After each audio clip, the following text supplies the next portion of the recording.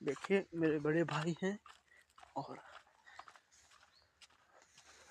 आग बारह है, ठंडे में ताप रहे हैं उसको।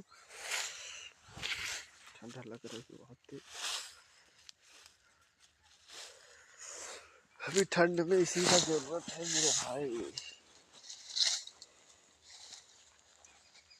ठंडी बहुत तेज लग रही है। हम मौसम देख सकते हैं। तो क्या कहेगा वीडियो बना, ठंडी बहुत तेज लगा सकते हैं। अभी वीडियो बनाएगा तभी तो मेरे भाइयों लोगों को पता चलेगा ठंडी हमारे तरफ कितना हो चुकी है।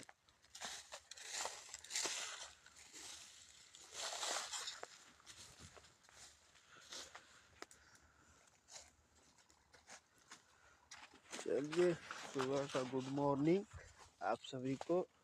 हमारे यहाँ जंगल ही जंगल है।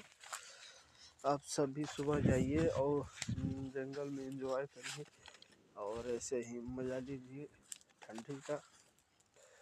चलिए ठीक है, धन्यवाद।